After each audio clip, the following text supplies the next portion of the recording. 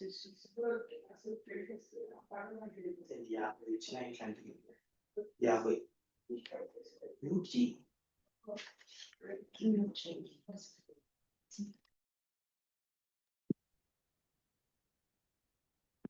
afternoon, everyone. Myself, Dr. Nagraj from IIP Digital Media Team. I'll be the host for today's webinar on combating the sarcopenia with physical therapy on 21st of June 2025 by resource person Dr. Nikhil Chakravarti, organized by IIP Women's Health, Krishna District, Andhra Pradesh.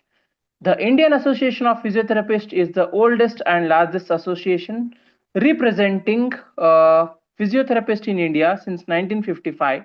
The IAP Digital Media team consists of a group of physios who handle Zoom platform, webinar live streaming, and IAP profiles on social media platforms, Facebook, Instagram, Twitter, and LinkedIn, YouTube.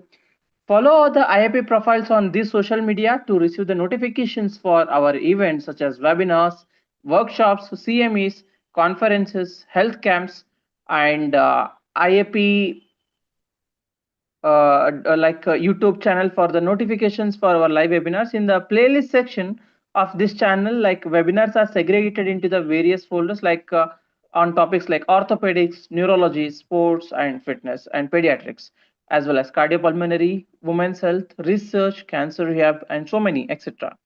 For easy access, I'll be sharing media links in the chat shortly. So without much wasting time, I would like to hand over the session to Dr. Srivani ma'am.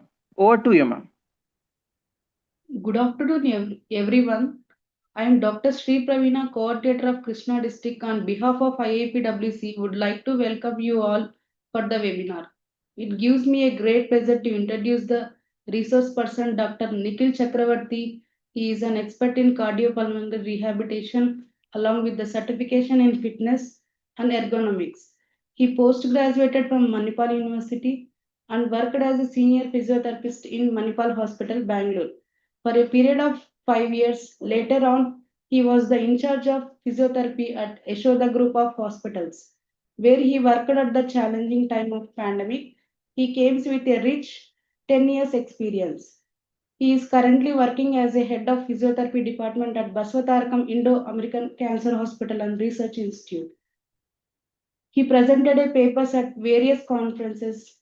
He is a regular speaker in Indian Association of Physiotherapy, gave a webinar talks on COVID rehabilitation in 2021 with IAPWC Gujarat.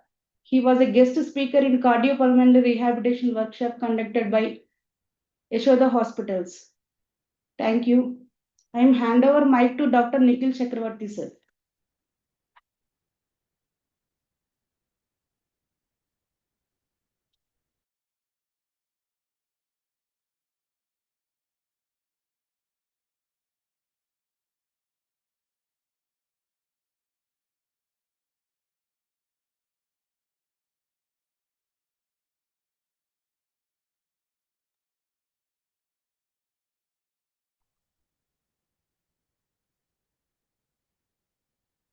Hello.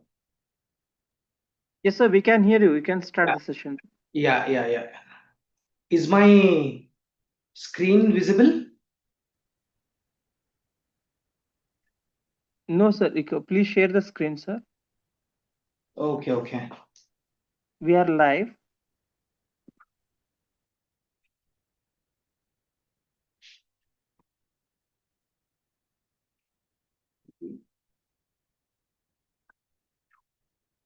Share screen. Yes.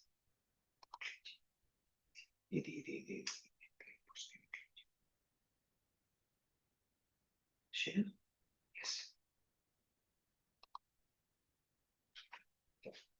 Yes. Yes, sir. We can see the screen. Yeah. Am I visible? Yeah. Am I Yes, audible and visible? Yes, sir. You are audible, visible, and we can see the screen, sir. You can proceed. Okay. Good afternoon, everyone. I am Dr. Nikhil Chakravarti. At the outset, I would like to thank IAP Women's Cell Krishna District for the wonderful opportunity, and I would also like to thank Pravina for her kind words in the introduction. So today I'll be talking about sarcopenia that is very prevalent these days, and we would be seeing how a physical therapist, what is the role of a physical therapist in combating the sarcopenia. So we'll be seeing the sarcopenia, what are the types of sarcopenia, and what are the different treatment options of sarcopenia, and how a physical therapist can fight sarcopenia. So,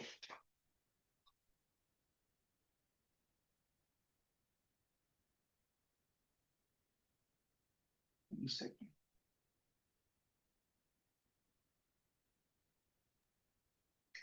You can just press a tab, sir.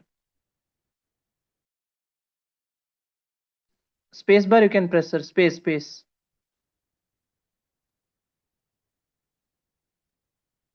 You can tap or you can space. You can just one click. It will be moving for the next slide. Space, okay. Second. Space bar, you just press the space bar, sir.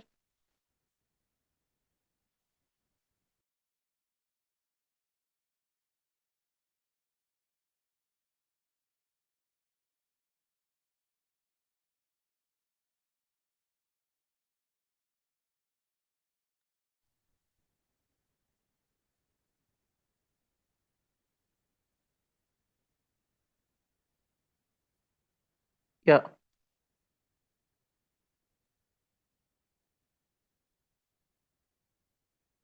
Please unmute the mic, sir. Yes, I have unmuted the mic.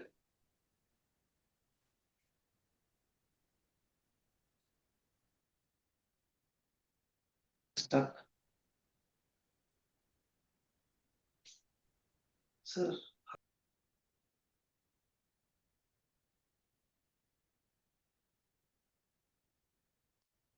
Sir, take a cursor on the slide now, down, to left side. Take a cursor towards left. Yeah, can you see the next arrow mark there? Yeah, click on that, sir. Yeah, you can proceed, sir. Unmute, sir, unmute. Yeah. Hello? Yeah. Audible? Audible, sir, all good. Yeah. So let's start off the session. That is, first we'll see the introduction. So sarcopenia is defined as age-related loss of skeletal muscle mass and also the muscle strength or a reduced physical performance. So usually whenever we deal with sarcopenia, we see a lot of reduced muscle mass which is seen, and also the muscle strength is also reduced. So it was in 1989 that Rosenberg coined the term sarcopenia. And the prevalence of sarcopenia is around 10%, which is quite high, and the issue needs to be addressed. So I think it is really important to address the sarcopenia, and most of the times it becomes the need of the hour, because as the medical advancement is happening, the amount of geriatric population is also increasing. So most of the times sarcopenia is associated with aging. So I think it becomes important to address the sarcopenia. And yeah, as you see in the picture, sarcopenia, if you see a 25-year-old, when you see the picture, the muscle mass is very good. But when you compare to a 75-year-old, the muscle mass is very less. So this happens in sarcopenia. That is, as we saw in the definition, the decreased muscle mass is usually due to sarcopenia, and that too is it is associated with aging. And sarcopenia definitely increases the risk of falls and fractures by approximately 90% in older people. And it also increases the risk of disability, morbidity, and mortality, and which in turn leads to reduced quality of life. So it becomes really important for a physical therapist to make sure that the muscle strength is not declined and patients have a good quality of life even in the later on stages of life. So sedentary behavior, which was found to be significantly contributing to sarcopenia along with physical inactivity. So now most of the people will be having a doubt that sedentary behavior and physical inactivity, both the terms look very similar. But they're little different. So we'll try to go into the definition and see how different they are. So usually this is the sedentary behavior, that is the slide which I wanted to portray, and we'll go into the definitions and see. So sedentary behavior is defined as any waking behavior in which the subject is sitting, reclining, or in lying posture, wherein the energy expenditure is as low as less than or equal to 1.5 metabolic equivalents, that is METs. So that is the sedentary behavior. In this, the client or the patient is still active, or he is not sleeping, but he is only sedentary, but he is not sitting upright or is not walking. So he is only sedentary and he is sitting in reclining or in lying posture. But whereas physical inactivity is when an individual does not perform sufficient amount of energy with the concurrent age group. So as we all know, ACSM has certain guidelines which are being given. So whenever you have these ACSM guidelines for a certain population, if those people at that particular age are not able to meet the criteria, then they are said to be physically inactive. When you compare with the same age group, then if somebody is not able to actively participate, then they are considered as physically inactive. So this is a slight difference between being sedentary and being physically inactive. And as I told you, we'll be seeing the types of sarcopenia. It becomes really important to identify what is the type of sarcopenia. So in general, sarcopenia is broadly classified into two types, that is the primary sarcopenia and also the secondary sarcopenia. As you see in this slide, that is primary sarcopenia usually happens with age. Once you start aging, then the primary sarcopenia starts setting in, whereas secondary sarcopenia can start even before aging, that is otherwise called as disused muscle atrophy. So when you see in the features, the clinical course, primary sarcopenia, which happens with aging, is usually chronic in nature. That is, it takes a very long time for a person to reach the sarcopenic state, and it is very chronic. As you age, the primary sarcopenia sets in. Whereas diffuse muscle atrophy or secondary sarcopenia is very acute in nature. And these kind of sarcopenias are seen usually in patients who are admitted in MICUs or who are bedridden for a very long time and who have that critical illness polyneuropathy and all these conditions. So these patients have secondary sarcopenia. And coming to the degree of muscle damage, usually when we see the primary sarcopenia, the muscle damage is very mild in nature. That is, usually we see muscle damage is not very vast, which is happening. Whereas in secondary sarcopenia, there is a huge amount of muscle which is being damaged because they are not walking around or there is no physical activity as such and they are completely bedridden. And coming to the recovery, most of the times, because of the aging and it is primary sarcopenia, most of the times the recovery is usually irreversible in primary sarcopenia.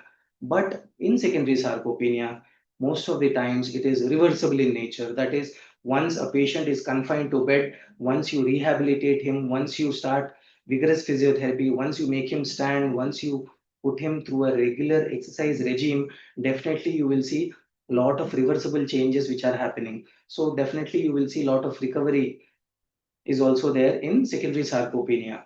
And coming to myofibers, that is the overall myofibers in primary sarcopenia usually decrease in number. That is the total amount, the volume of the myofibers is usually very less. That is, as we've seen in the picture, the muscle itself got shrunk. That is, the volume of the muscle itself is very low in primary sarcopenia.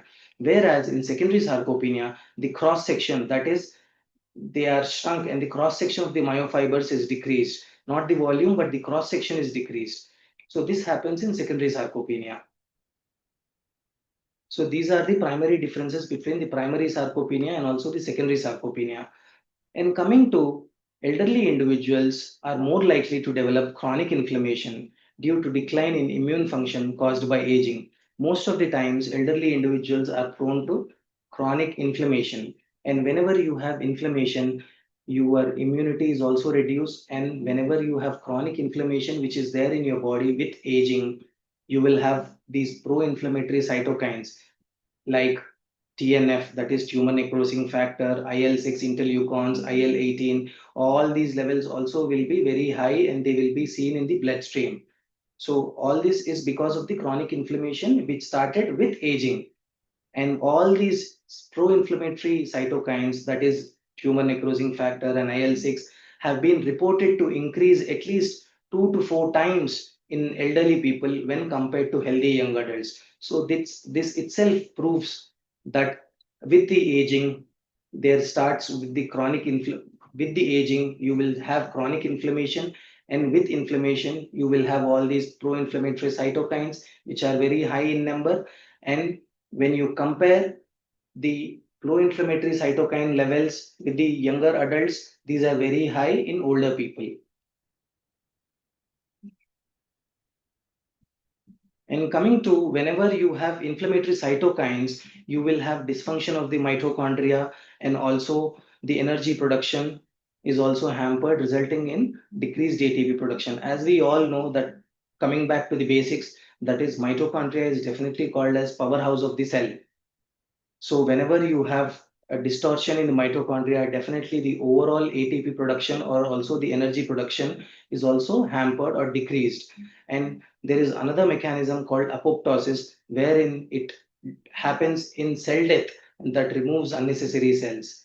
And because of these chronic inflammation, there will be an excessive apoptosis, that is cell death, and which will lead to degradation of skeletal muscles and resulting in muscle atrophy. So this is one more concept, that is first is the inflammatory markers and also the apoptosis also happens, which in turn results in decreased muscle atrophy.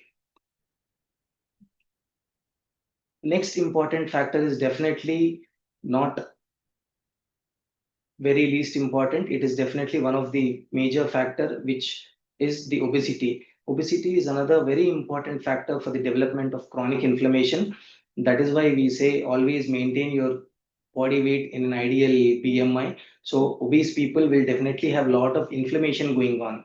So whenever you find any person obese, their adipose tissue usually reacts with immune cells, and also these adipose tissue, whenever they react with immune cells, they induce chronic inflammation. All right, whenever you have chronic inflammation, again because of the chronic inflammation, you will have reduced muscle strength and also the muscle function, as we seen earlier.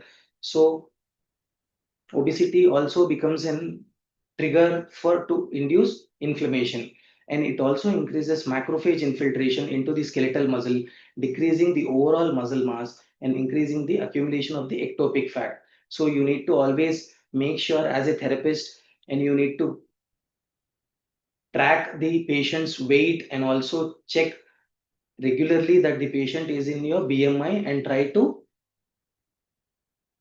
address the obesity issue also if somebody is obese, because obesity is also one of the factor which can cause chronic inflammation, and again it can be a causative factor for the sarcopenia.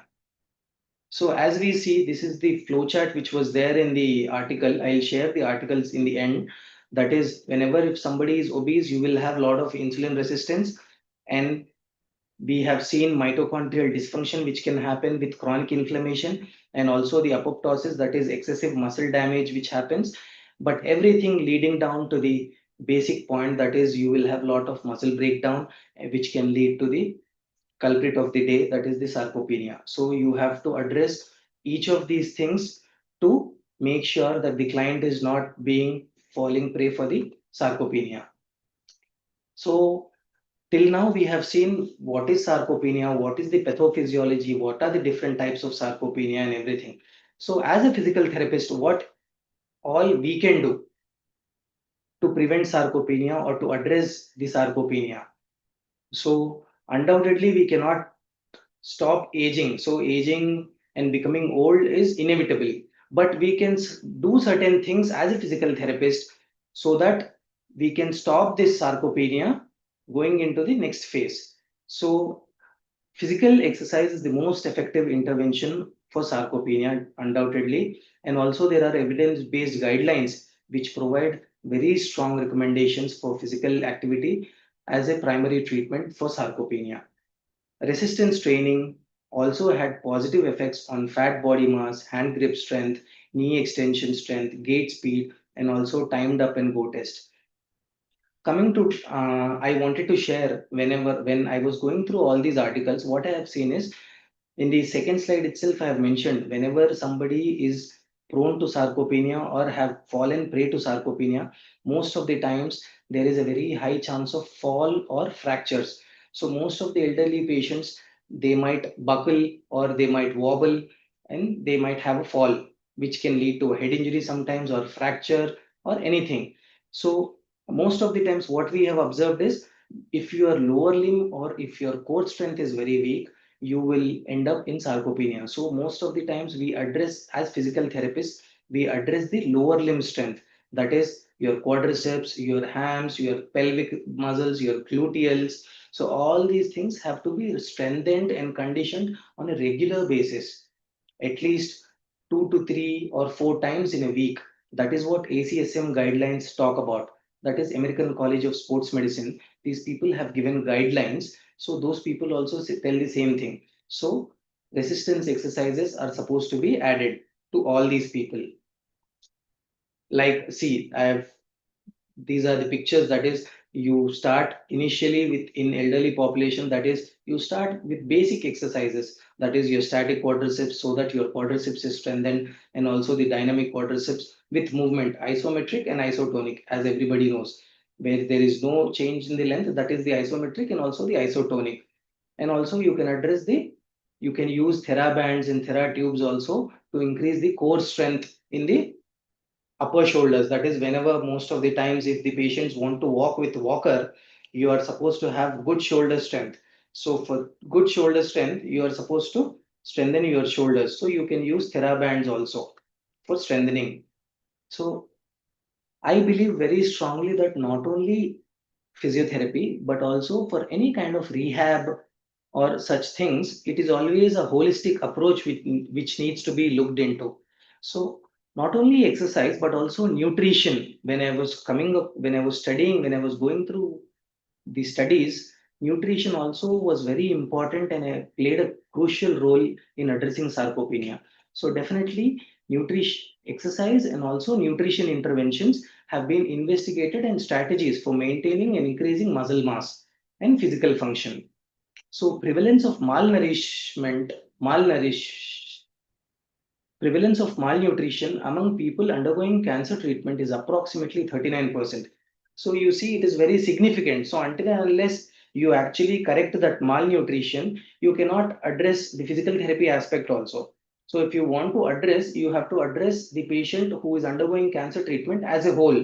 So a person who is already malnourished, you cannot make him exercise also. So you need to address the malnutrition and then you can ask him to do the exercise, so that you are addressing the holistic approach. So nutritional intervention is also a very important strategy in preserving the muscle mass. That is why we give so much importance. We have in our hospital, we have a team called multidisciplinary team, wherein we treat patients. You have psychologists, you have dietitians, you have physical therapists, you have social workers. So all these people also come into picture to give the best prognosis to the patient. So nutritional intervention is also equally important. So resistance exercises, as we know, also improve the muscle strength, body composition, physical function, and last but not the least, it also improves the quality of life, which is the most important during and after the cancer treatment. So the motive as a physical therapist is definitely improving the quality of life as well. It just doesn't start with or end with the number of years you have been living, but it is also important that how beautifully you have lived as long as you're alive. So the quality of life equally is important. So current clinical guidelines advocate that resistance exercises is the primary strategy for the treatment of sarcopenia. So very simple. That is, if you want to have a good body or if you want to have a good biceps, so you if you just do range of motion exercises, you will not have good biceps. Only when you strengthen or when you add a load like a dumbbell or a sandbag or a theraband, only when you offer that load, then only the muscle will start strengthening. So it is a very basic physics concept. So only if you want to strengthen, you have to add a load to the muscle. So resistance exercises, also referred to as weight training exercises, strengthening exercises, or also resistance training. So all these also become very crucial in addressing patients with sarcopenia. So these exercises require muscles to hold or work against certain applied force. So as I told you, you can use a sandbag. If the patient is sitting, you can use a weight cuff or a sandbag and ask the patient to extend his knee and stay there for 2 3 seconds and then come down, so that you're applying the load constantly, so that his quadriceps strength is also increasing. And it can also involve the use of resistance machines like free weights or body weight exercise or going to a gym. It can be as simple as that. So usually, so exercises and resistance exercises, strengthening exercises, now we have come to a conclusion that exercises and all these are important. So on what basis we can give exercises? See, if you go to a doctor, he'll write a prescription. But if you come to a physical therapist, even we have a prescription, that is the exercise prescription. So how an exercise dose is determined? We have usually three variables, that is the frequency, volume, and also the intensity. Based on these three variables, we can figure out the exercise dosage. So exercise training also involves repeated and systemic performance of individual exercise sessions over a period of time with the aim of improving the physical ability. So why these exercises are needed? In the end, it improves your physical ability and you should do it in a systematic and rhythmic way after over a period of time. You cannot expect magical results overnight. There is a term called MCDC, that is minimal clinical detectable change. If you want to see a change, you should at least give 6 to 8 weeks, which is already documented in most of the studies. So you cannot be in a hurry. So you should wait at least 6 to 8 weeks, then only the slightest possible change, whatever you have been seeing, that will be achieved. So you have to be patient. See, I tell most of my patients, patience and consistency are two biggest things which a client should have. And you as a physiotherapist should also address the same thing. And coming to the principles of exercise training, see, I have got a client, and what are the principles? That is, there are three basic principles. So you should always, once a detailed assessment is done, you should always figure out what specifically I'm supposed to do. Some what specifically, if somebody has very hip ratio, waist hip ratio is very high. So if you want to address that, only that those specific muscle specific exercises have to be addressed. So always remember, exercise training is based on three principles. That is specificity, that is which muscle has to be addressed. You need to be very specific. Then the second one is overload. As I told you, you can use a simple dumbbell, or most of the times in our hospital, if somebody is not able to afford, you can use a simple water bottle as well, or you can use therabands, that is the concept of overloading, so that the strengthening happens and also the progression. Always don't be in a hurry that you need to shift to the next weight, you need to shift to the next weight. Always be patient, and always remember, in most of the times I tell most of the clients that intensity of the exercises should be very low. Always remember, it should start always with very low intensity of exercises, but frequency of the exercises should be high. So I tell most of my patients that frequently you're supposed to do the exercise. Even if you're not able to do continuously, frequently you do. And coming to the principles of exercise prescription, this I was talking earlier, that is ACSM people have given guidelines about fit principle, that is frequency, intensity, duration, and type. So these are the principles of exercise prescription. So this basically refers to how frequently an individual is supposed to exercise. That is one. That is, in a week, am I supposed to do 5 times in a week or 3 times in a week? That is one thing. And also, what is the intensity? With what intensity I'm supposed to do an exercise? And also the duration, for how long? All these are very simple questions patients can have whenever you prescribe an exercise to them. Whenever a sarcopenic patients come, elderly patients, you tell them you're supposed to exercise, and normally he will express his doubt that what is the type of exercise I'm supposed to do, and for how long I'm supposed to do, and for how many days I'm supposed to do. That is why you are supposed to give the exercise prescription in the same order. And this is given by fit principle. All right. And coming to another important aspect is exercise selection. Again, it is always, most of the times, it is tailor made.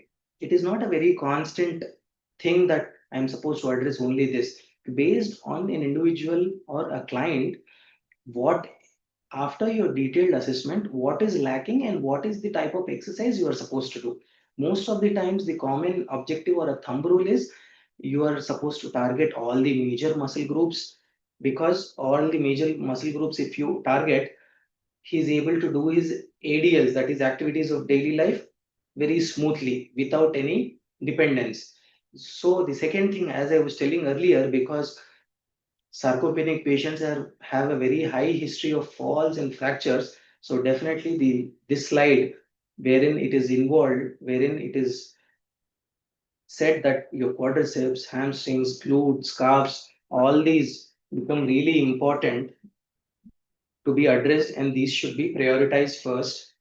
And last but not the least, exercises which target your back, shoulders, chest also should be included. So overall, strength resistance training of the overall major muscle groups should be your criteria for the exercise selection. And what is supposed to be training frequency? That is, I told you in the fit principle, what is the frequency? Usually, in most of the exercises sessions, in most of the articles, it was written. This I've taken from the article itself, that they have done at least 1 to 3 sessions, that is the resistance exercise. Here RE in this slide stands for resistance exercises. That too they have done in an old adult people, and they have done at least 1 to 3 repetitions in a week. So that is the first thing. And also in resistance exercises involving training sessions, more than two can offer greater benefit. This is obviously once, if you have achieved 2 or 3 sessions, if you are doing more, it will offer greater benefit definitely. And once in a while, adding a regular functional resistance exercises based on older adults at home itself can also be proven, which will be given extra benefit. So coming to the exercise, after the exercise frequency, what we wanted to see, what is the exercise intensity? So if you take, see, because I'm a cardiopulmonary physical therapist, if you want to take exercise intensity, see, one, if you want to take breathing as a picture, so RPE, that is your rate of perceived exertion. So that can be taken as an exercise intensity if you are addressing a pulmonary patient. If you want to address a cardiac patient, you can take heart rate as the code for exercise intensity. That is, you are not supposed to cross this heart rate. So there is a formula called Karmanen formula. You can derive your maximum heart rate, and from there you can have what is your target heart rate and all these things. There is a formula which is tailor made, and I don't want to go into that. So in respiratory, we use RPE, that is the rate of perceived exertion, and in heart, we use the heart rate in cardiac patients, and also in coming to musculoskeletal, because as we are talking about sarcopenia, we use repetition maximum as the exercise intensity guideline. So, what is one repetition maximum? The maximum amount of weight that can be lifted in a single repetition by an individual is called as one repetition maximum. And what is repetition maximum? The most weight that can be lifted by defined number of repetitions is called repetition maximum. And patients with severe sarcopenia may see substantial benefits from resistance exercises at a very low intensity. As I told you, always make sure the intensity is very low. So this is where in sarcopenia you will use one repetition maximum or repetition maximum as a exercise intensity. Over the course of training program, intensity may need to progress from 70 to 85% of one repetition maximum to optimize gains. As I told you, what are the three principles of specificity, overload, and also the progression? So always remember, you should not get stuck at one place. Always make sure you're progressing. So you are supposed to progress to get better results. So this is the exercise intensity. And coming to the exercise volume, volume refers to the amount of exercise completed during a fixed training session. How much exercise you have done, that is your exercise volume. It is represented as a product of number of sets and number of repetitions. That is how many sets you have done and also how many repetitions you have done. That is your exercise volume. And obviously, it is inversely proportional to the repetitions and the intensity. Once the intensity or the repetitions are very high, the exercise volume automatically becomes low because you will end up in fatigue. Inverse relationship is one is increasing and the other is decreasing. So it will have an inverse relationship. Exercise volume always has inverse relationship with repetitions and the intensity. And a single set of each exercise may be capable of significantly increasing the muscle function and also physical performance. I want everybody to actually emphasize on this. That is what most of the times patients actually think, still, I have been doing the exercise. Whenever they come back and we give a home program, most of the patients tell, still, we have not seen good results. So always remember, as I told you, the consistency is one thing, and also the practicing regularly. So consistency and also patience. See here in this slide, it is very clearly mentioned that even a single set of exercise will have significant improvement. So I don't want most of the patients to actually miss their session. If you're tired, if you're not able to do 10, make sure you do 5, but don't miss a session. So once you miss a session, you're losing on all these benefits. So always make sure you're coming back to the exercise regime.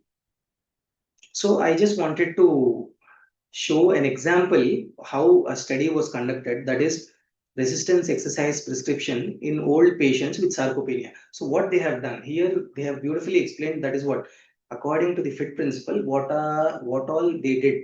So first one is, what is the training frequency they have done, that is they have done 2 sessions per week. And what are the exercise selection, what are they addressed? They have addressed lower body, that is your knee extension, your quadriceps, your leg curls, your calf raises, and also upper body chest press, seated row, pull down, and all these things they have covered. That is what I was mentioning in this slide. You need to always address all the major muscle groups. So they have addressed all the major muscle groups. And what is the exercise intensity? Because it comes under ortho, that is sarcopenia. It deals with muscle and falls and bones. Here exercise intensity they have taken as repetition maximum. So they have used 40 to 60% of one repetition maximum. So it is always like that in most of these studies. That is, you need not use one full repetition maximum. You can use a percentage of repetition maximum. You will get that with a simple calculation. And also exercise volume, as I told you, 1 to 3 sets and also 6 to 12 repetitions. Last one, I want everybody to focus clearly, that is rest periods. So always remember, you should not always remember, because you are addressing elderly people, make sure you are giving them enough rest. You need not target them continuously. Make sure you give them enough rest once after every exercise session. So in this, they have given at least 60 to 120 seconds rest between 2 sets. So it becomes really important, and at least 48 hours of break between 2 sessions.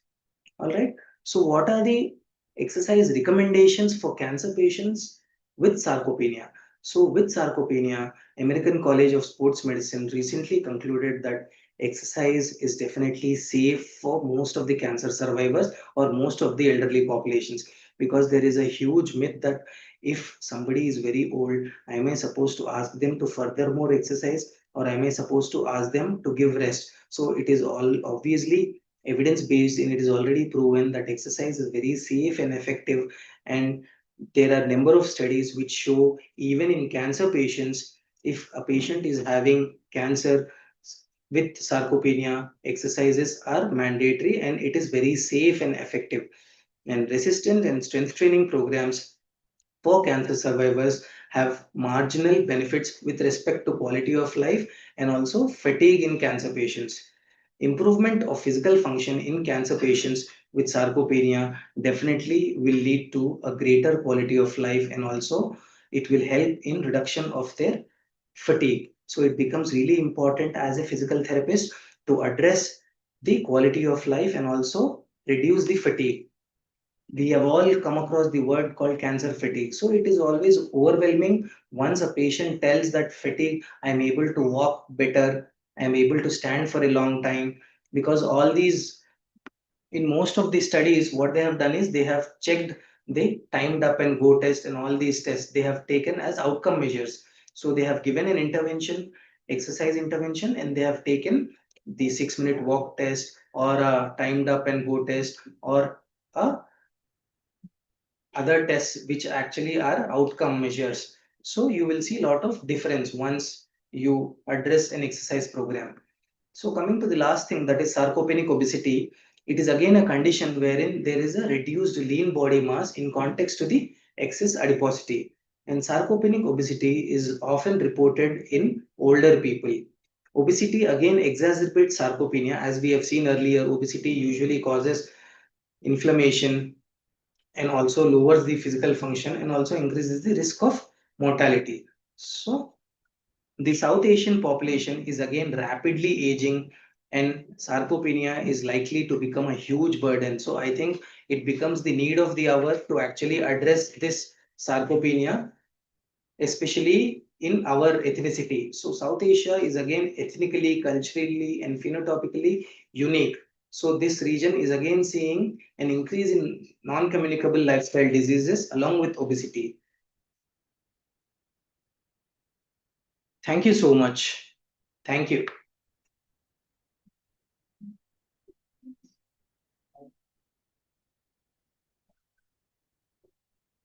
Hello. Yes, ma'am. Sir, you can give the handover to ma'am. Yeah. I will hand over this to ma'am.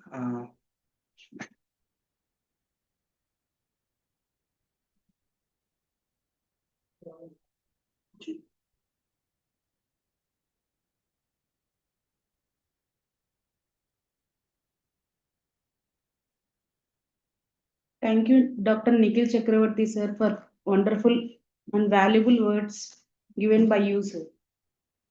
I would like to thank our IAP President Dr. Sanjuja sir. I would like to thank IAPWC National Head Dr. Ruchi Varshni ma'am. I would like to thank IAPWC South Zonal Head Dr. Prabha ma'am. I would like to thank our state coordinator Surbi ma'am. I would like to thank our state joint coordinator Dr. Gomati ma'am. I would like to thank our sub-coordinator Pallavi ma'am, Shalini ma'am, Monica ma'am. I would like to thank Uttara ma'am and thanks for all the participants. Any questions is there?